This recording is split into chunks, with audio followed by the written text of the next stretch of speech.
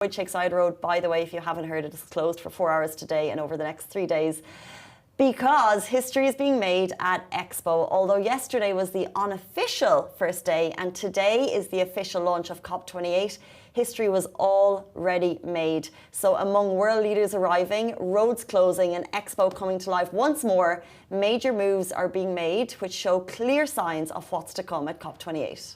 The UAE Minister of Climate Change and Environment, Mariam Al-Meri, took to Twitter to share some of the key highlights. She announced that history was made as a loss and damage fund for the vulnerable countries was agreed on during the first session with a total commitment of over $420 million, out of which the UAE will contribute $100 million. This is such an incredible fund. The UAE is leading the charge on this one, committing $100 million, which is an important milestone in delivering for vulnerable countries and building resilience for people suffering after we see the devastating impacts of climate change. So, when something awful, terrible happens in terms of climate, this fund will go directly to the people who need it, and it's already there. The UAE has committed $100 million. The UK follows that by committing £40 million, with another £20 million for other arrangements. Japan has also joined the call, contributing $10 million, and the US committed $17.5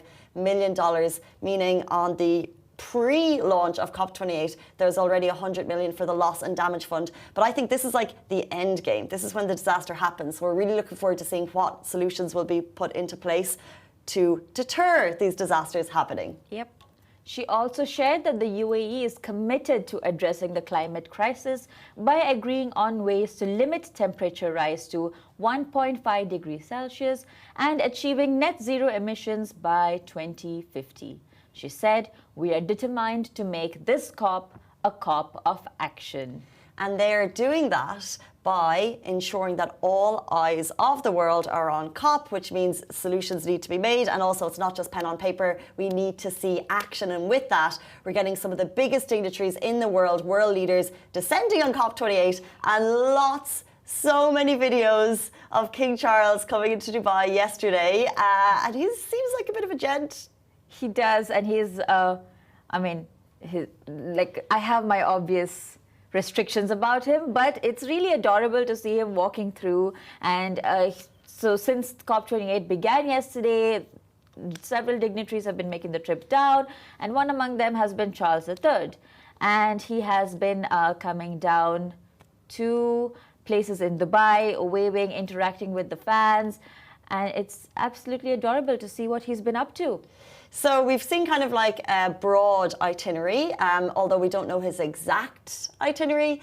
He did take some time yesterday to visit academic spaces and interact with students. He was at Heriot Watt, Wollongong, and people were just getting like videos of him walking through. I think at one point, one of the students was there, and he was like, "Oh, where are you from?" And the student said, "Syria." And King Charles said, "Oh, do you get back much?" Oh. And he was like, "No." And then King Charles, acknowledged what a tragedy it is, which was really fair. And then he gave him that look that I think we discussed yesterday on the show that Sheikh Hamdan gave to the Ukrainian artists.